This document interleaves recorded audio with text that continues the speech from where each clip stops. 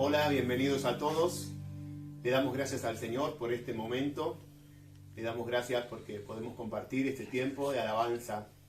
Así que toda gloria y toda honra es para Él.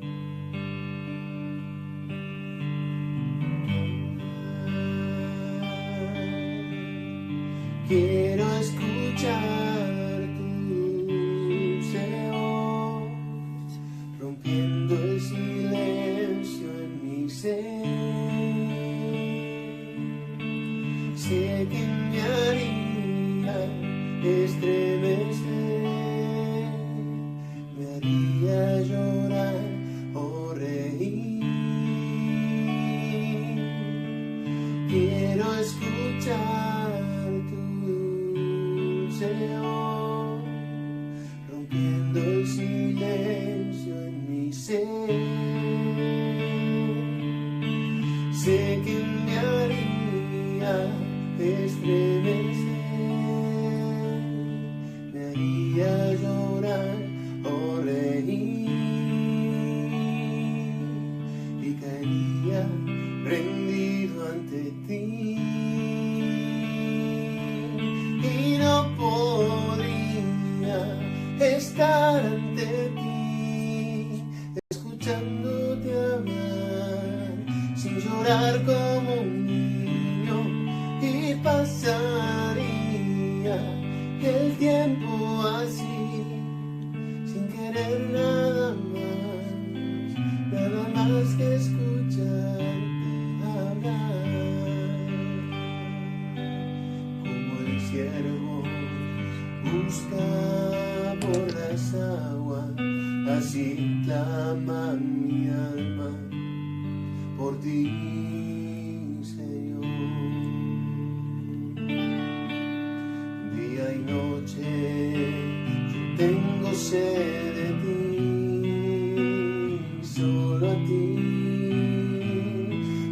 buscaré.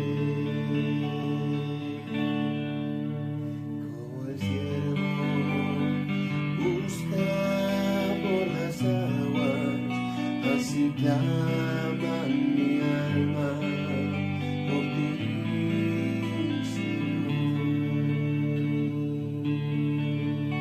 Día y noche tengo sed de ti, y solo a ti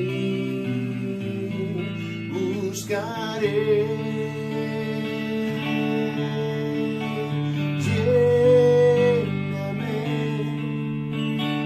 Lléname, Señor, dame más de tu amor. Yo tengo sed solo de ti. Dame, Señor. Exáltate, oh gran Cordero, tú vives hoy y vivirás. Corónate con mi alabanza, tu nombre es el vencedor. Borde de tu gran trono me postraré hoy a ti, Jesús. Tu reinas sobre el principado, sentado a la diestra de Dios.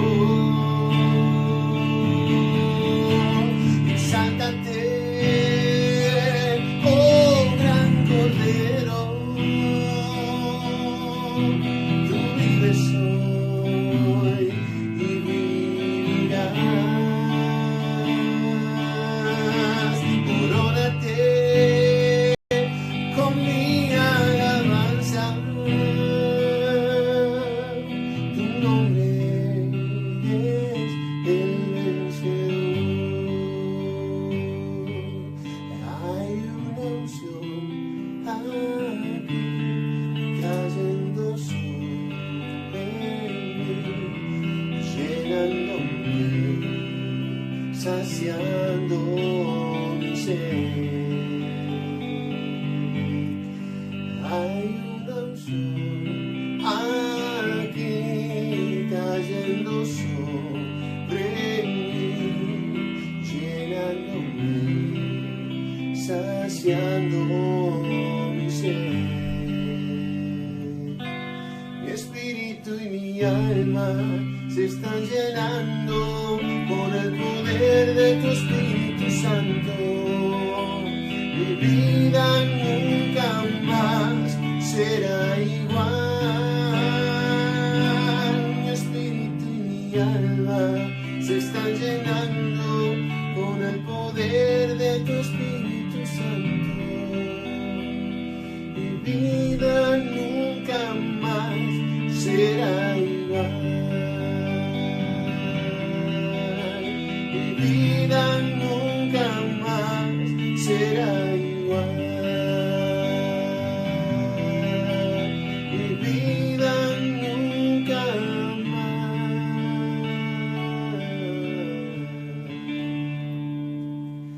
será igual.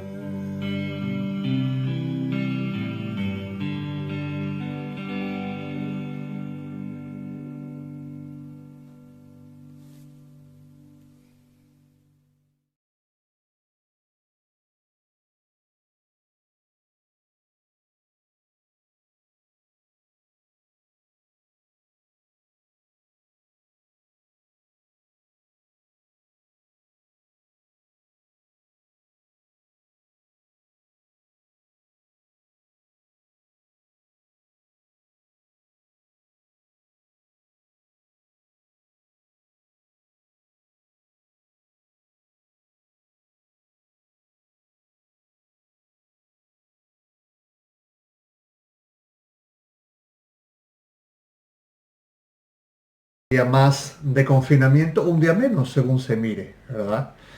Y estábamos meditando y hoy vamos a hablar algo al respecto sobre comentarios que hoy se dan en clave o en nota apocalíptica. Todo el mundo, este tiempo tan extraordinario que estamos viviendo, pues tiene una mirada más allá, unos de una manera, otros de otra. Nosotros como cristianos, ¿verdad? Y llegan a través de las redes, WhatsApp, comentarios, vídeos, predicaciones, versículos que de alguna manera tienen o tocan esa parte, esa porción de la palabra de la Biblia que tiene que ver con los sucesos futuros, lo que se llama escatología, que ya a través de profetas como Isaías, profetas como Sofonías, profetas como Joel, como Daniel, Ezequiel, tienen todos una parte a los sucesos futuros, a ese cumplimiento del plan de Dios en su perfección, donde Dios se mostrará como Señor de la historia y llevará a cabo sus planes por su gran poder. Pero reflexionando un poquito más y concretando un poquito más, vamos a ver rápidamente cómo Jesucristo en ese aspecto dejó palabras muy claras en los evangelios. Tanto en los tres primeros evangelios, en Mateo, en los capítulos 24 y 25, que hemos referido en predicaciones anteriores, como allí en Marcos 13 o en Lucas 21, como evangelio sinóptico ellos hablan de este relato, de este tema, de este discurso, por llamarlo de alguna manera, que Jesucristo especialmente trató sobre los sucesos futuros. Dentro de las apreciaciones, ¿verdad?, hay algunas que coinciden, como sinóptico es un mismo tema, un mismo discurso, una misma escena, viéndolo de distintos matices, ¿no? Bueno, pues Mateo y Marcos están más cerca en su apreciación. Lucas toca otros temas, pero sí hay cosas en que coinciden. Coinciden en que hay temas, ¿verdad?, de que son tiempos difíciles y te hablan los tres de guerras, rumores de guerra, terremotos, pestes, te habla de todo esto. Te habla luego también, ¿verdad?, en la proliferación que en estos tiempos habría, en este tiempo tan especial habría de los falsos cristos, los falsos profetas, aquellos que dirían, y Jesús les advierte, muchos, ¿verdad? Dirán, yo soy el Cristo, yo soy el enviado, yo soy el que tiene la verdad. Esto es algo que verdaderamente de 2 siglos para acá han abundado grandemente, y de ahí han salido religiones conocidas que no son más que herejías torciendo la palabra. Y coinciden, por supuesto, en que todo esto es una antesala de su segunda venida. Cristo viene por su iglesia cree que Cristo viene, que hay una segunda venida, como dice, ¿verdad? La palabra, no sabemos el día, no sabemos la hora, pero es verdad que Cristo viene. Y esto en todas las épocas, déjame decirte, de la cristiandad ha ocurrido. Ya vemos como en tiempo de los apóstoles, ellos vivían con la esperanza de que Cristo vendría en su generación. Y en todas, ¿verdad? En todas las épocas del cristianismo ha habido en más o menos intensidad, pestes, momentos difíciles, falsos profetas, ¿sí? Y la expectativa de que Cristo vendría. Hoy por hoy, ¿verdad? Estamos hablando en un contexto muy difícil con esta pandemia de coronavirus y lo que eso ha supuesto para el mundo entero. Es verdad que como hijos de nuestra generación y como nuestros padres, ¿verdad? Empezando por los apóstoles, han pensado que Cristo vendría en su generación, nosotros también lo pensamos, y no solo lo pensamos, lo creemos y lo esperamos. Pero también es verdad, déjame decirte, hermano, hermana, que de 2 siglos para acá los acontecimientos han ido tan rápido, ha avanzado tanto, que muchas profecías que se interpretaban de una manera ahora se hacen tan vívidas, tan reales. ¿Y qué quiero hablarte con respecto a todo esto? No vamos a hacer un estudio exegético sobre el contenido de estos discursos escatológicos. Nos vamos a fijar en unas instrucciones claras que Jesucristo da a sus discípulos. Y hay 3 expresiones. 2 de ellas coinciden en los 3 evangelistas, tanto en Mateo como Marcos como Lucas. Y es velad y mirad. Velad, que va unido muchas veces con orad, y mirad. Velad y mirad están entrelazadas porque tiene que ver con tener cuidado, con poner atención, con estar vigilantes, ¿sí? Con atender a lo que ocurre. Quizás velad, que está muy unido en el contexto que lo dice del escrito con la oración, tiene que ver con la vigilancia de nuestro interior, de nuestra relación, de verdaderamente cómo está nuestra fe, cómo está nuestra vida de fe, nuestra vida cristiana. Tiene que ver con lo que el salmista decía, examíname, Señor, y ve si en mí, ¿verdad?, hay camino de perdición. Tiene que ver, ¿verdad?, el velar y orar con esa intercesión que debe de haber en la iglesia, como ese reino de reyes y sacerdotes donde podemos entrar a la presencia de Dios e interceder por tanta necesidad, interceder para que verdaderamente haya milagros, para que Dios ponga misericordia, ¿sí?, para que Dios derrame de su bondad y de su misericordia en estos días.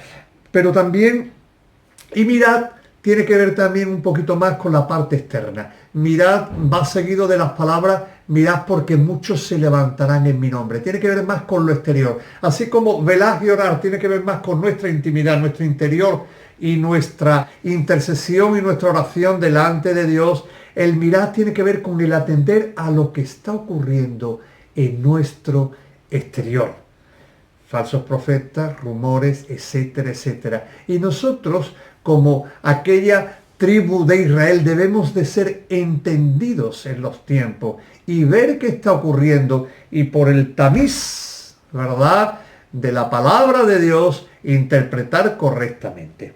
Pero hay una tercera que solamente sale en el Evangelio de Lucas. Y esta es erguíos. Y ahí es donde vamos a reflexionar. Ven conmigo, por favor, al Evangelio de Lucas, capítulo 21, y vamos a leer qué dice un verso, el verso 28.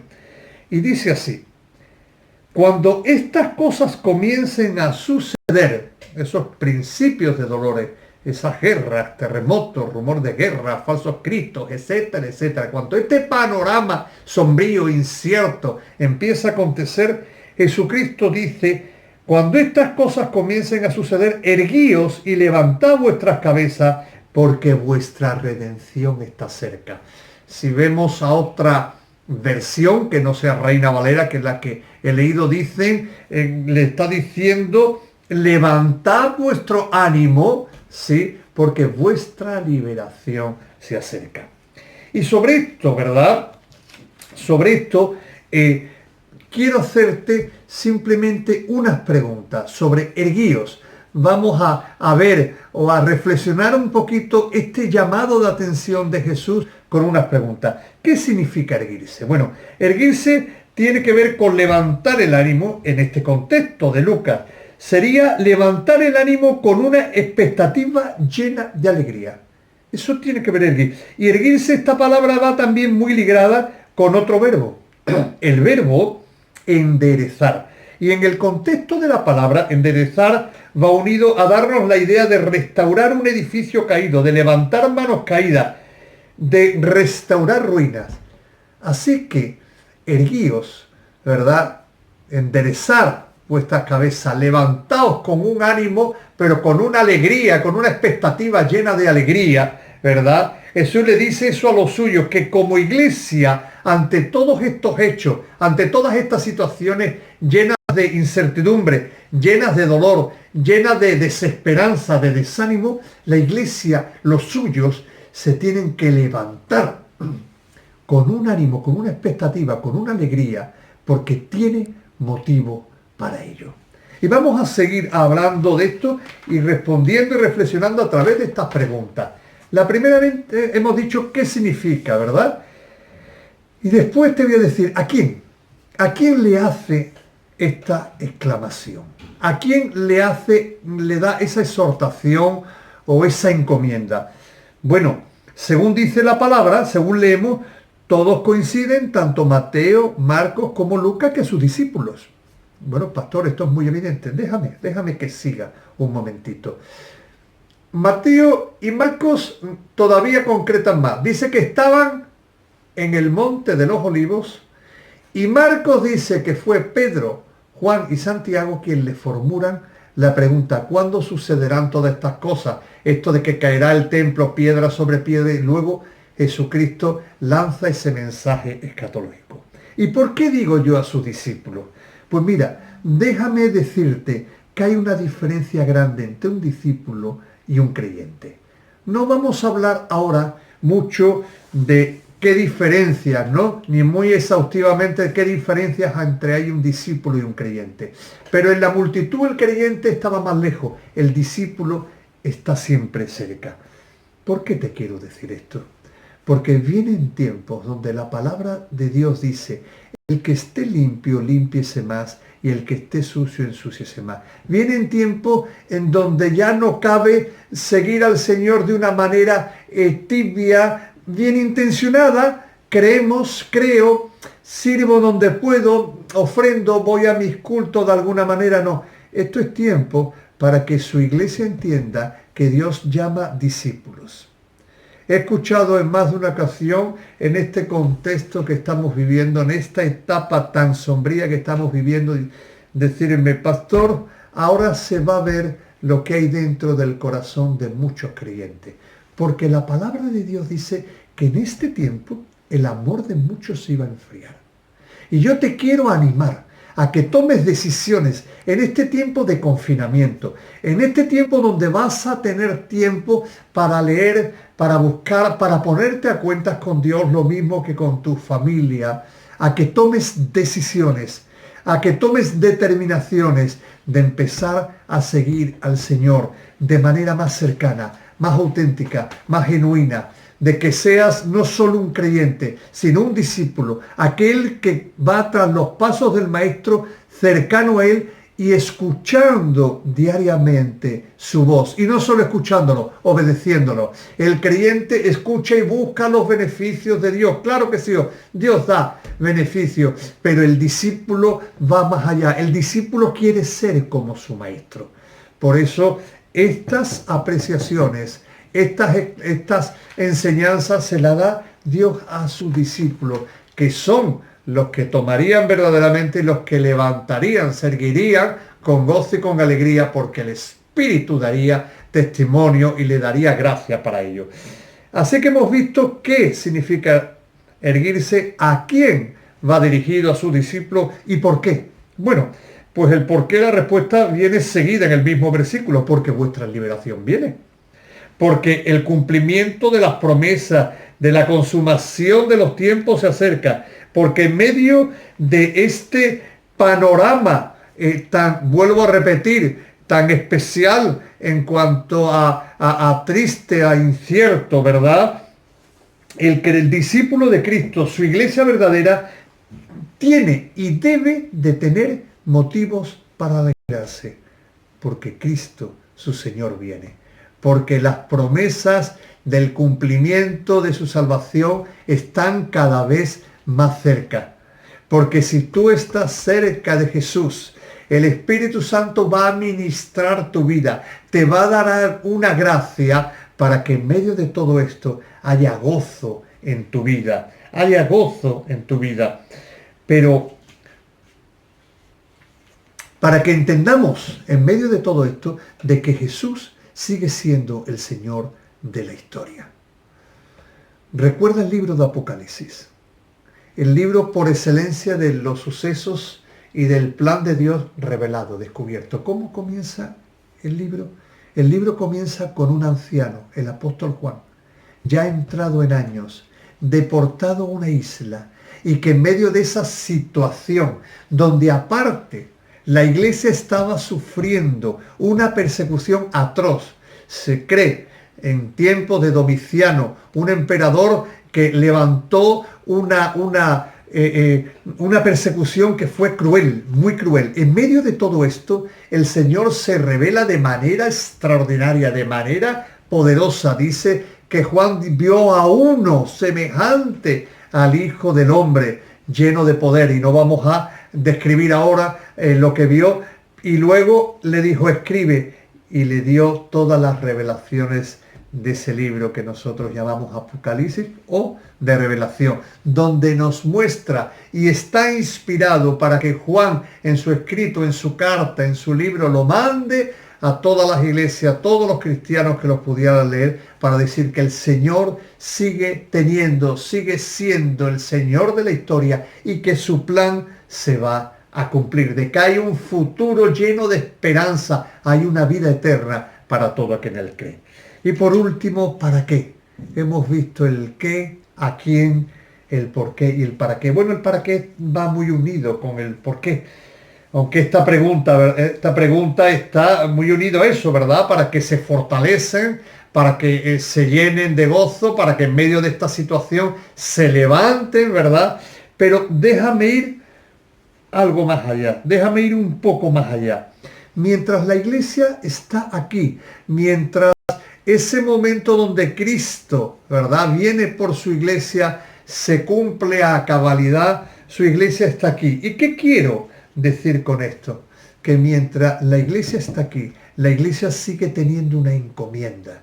La iglesia sigue teniendo una gran comisión, como así le hemos llamado, ¿verdad? Y como iglesia, como discípulos, tenemos, ¿verdad?, que en esta gran comisión tenemos que tener claro que en medio de estos tiempos difíciles, abrumadores, inciertos, etcétera, etcétera, lo llevamos repitiendo sobre todo este pensamiento y todos ustedes lo escuchan, ¿verdad?, diariamente. La iglesia se tiene que levantar con ánimo por el poder y por la gracia de Dios, por las promesas que Dios ha dado en sus palabras, y mostrar a esta sociedad una fe que es real, que transforma verdaderamente una vida. La iglesia se tiene que levantar con una esperanza y mostrar una esperanza viva, no una esperanza de letra, sino una esperanza que se vive y que espera con certeza, con esa fe de que todo esto